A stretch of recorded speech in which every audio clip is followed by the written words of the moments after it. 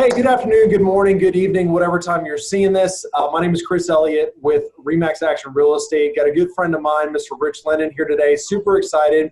This continues our kind of COVID-19 Corona series where we're just talking through things that are relevant to you, hopefully bringing value to you in your world.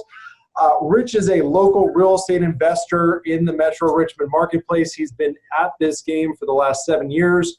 You are a landlord, you are a flipper. Do you do anything with notes? Yeah, I buy notes. I create notes as well. So I do some seller financing note creation, and I'm a lender. So I lend money, and I'm a borrower. I borrow money. Absolutely. So if you're out there and you're just John Q. Public and you don't know what that means, Rich does some very fancy stuff and advanced kind of tactics with real estate investing. But anyway, Rich also leads Ring, which is local real estate meetup group. You can check them out on meetup.com. Rich, I wanted, first and foremost, thank you for your time. Thank you for being on this call. Wanted to bring you in as a local real estate investor, somebody that's been doing this, somebody that's pretty, that's good at what they do, to kind of talk about what we're seeing. So, we've heard talks about forbearances. We've heard talks about different localities halting evictions. What are you seeing on the front lines as far as within the Metro Richmond marketplace, and what should real estate investors be thinking about? Well, Chris, good to see you again. Thanks for having me on. Absolutely. I think it's an important topic. I think that there's a lot going on. There's a lot of anxiety. There's a lot of uncertainty. I'm certainly nervous. So I'm excited about opportunities that are being presented as well, but I'm nervous as well. So it's a difficult time, and I'll put aside all the medical stuff, and I wouldn't really speak to something like that. But with what's happening to the real estate market, and specifically landlording in Richmond, Chesterfield, Henrico, they've shut down all the court systems. So not just eviction trials, but you're seeing all trials being suspended. And so it was Trump who said that in the FHA or the Fannie Mae and Freddie Mac's loans, they wouldn't do evictions or foreclosures for, I think it was 3 months. That doesn't necessarily apply to us in the marketplace. We're really much more subjected to the local magistrates and what they're going to do.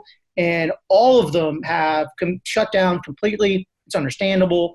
And so it's impossible right now to evict anybody. And you probably also could make the moral argument that maybe you shouldn't be convicting anybody right now. So there's definitely going to be some give and take, but right now you cannot evict anybody in anywhere locally. Yeah, and hopefully none of your tenants are watching this video. Well, I'll let me speak to that real quick. So Yeah.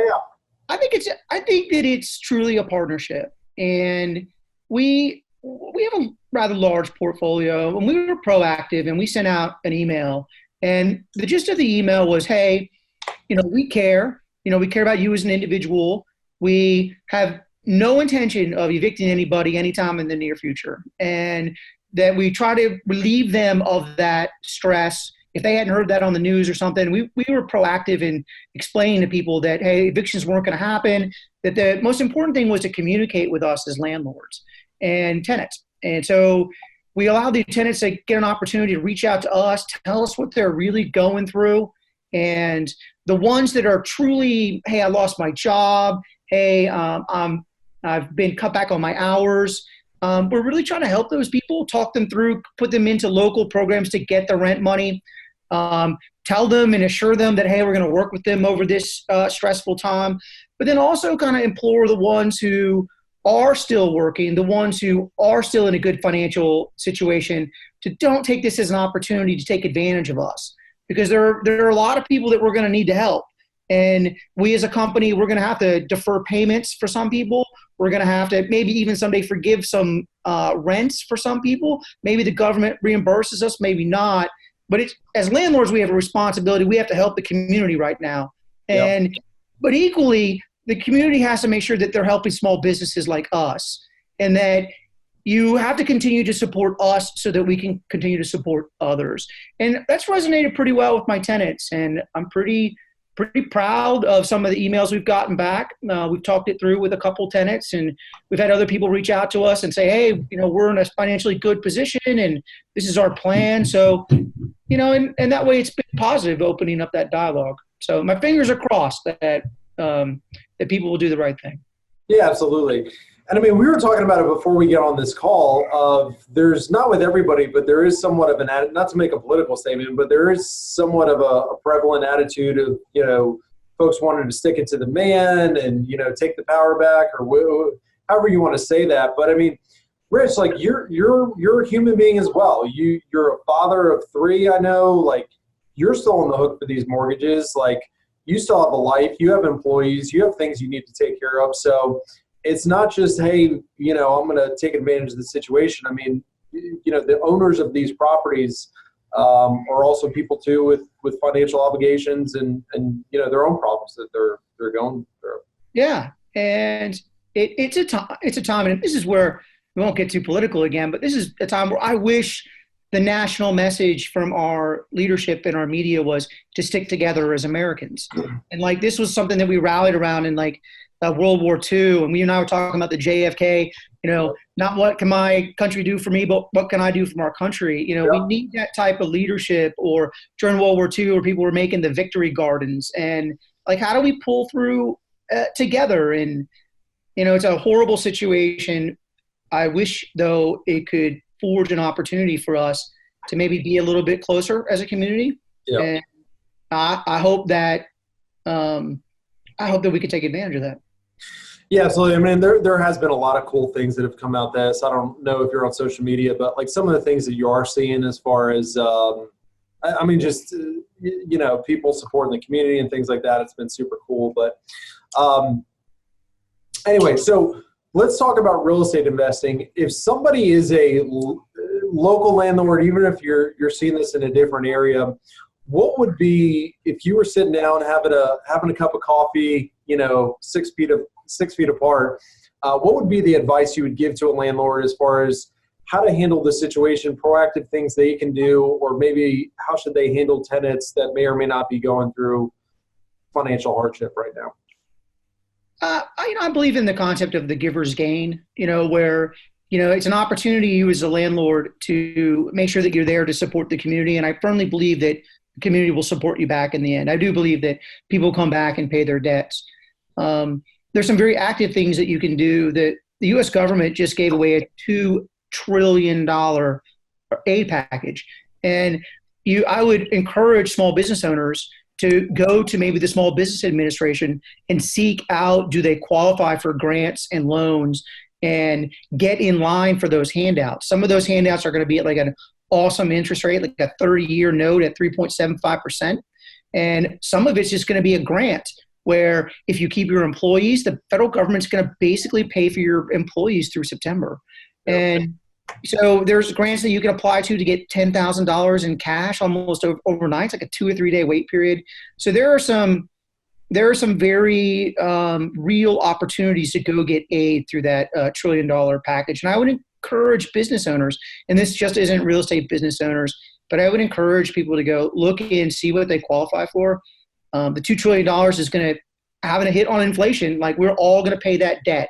So I would encourage people to go find out if you qualify for it. And if you do, go get it. Yeah, absolutely. Okay. And what would you, so let's flip this coin real quick. Okay. If somebody out there that's renting, if they're a tenant, maybe they're going through a financial hardship, maybe they're not. What would your suggestions be to them as somebody that sits on the other side of the table as a landlord? I would say that I would go back to all those programs that are available. First, I would say be communicative to your landlord. Let your landlord know what's going on. Your landlord might have your solution for you.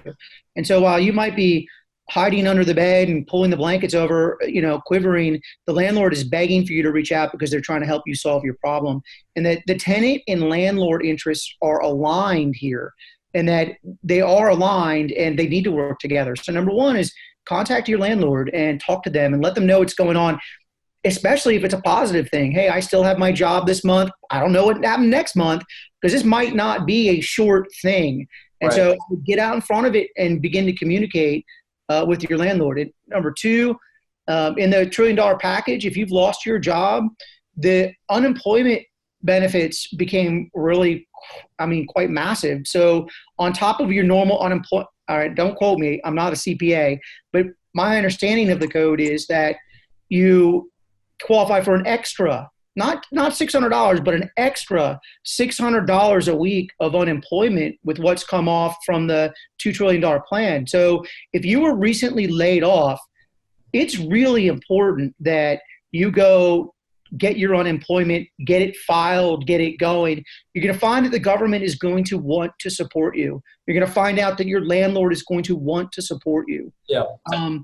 Don't fall behind in your bills. If you fall behind in your bills, it's hard to come out. If you can't pay anything for 3 months, that's going to be very difficult for you to recover on the other side.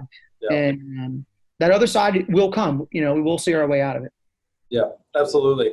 And if somebody's out there and maybe they didn't lose their job, but they feel like this is an opportunity to just take advantage of the situation, what would your advice be, and what might be some of the consequences that they could face once everything kind of settles down? Well, I don't think that the court systems will look very favorably at the end of this to people who tried to game the system along the way. So we are in a national, maybe even a world crisis. Yeah. And if you're a person that takes advantage of that along the way, it'll work for a month or two. But when that comes to roost, that's going to be difficult. I don't think the courts are going to look very good on you. I don't think that there's going to be some big forgiveness. I think that people, rightfully so, people who move to take advantage of the situation will be shunned. And I just want to believe in the good, and I'm just gonna mentally think that way and believe that most people are just gonna do the right thing. Yeah, that's awesome. Well, Rich, I don't want to take much of your time. I know you're a busy guy.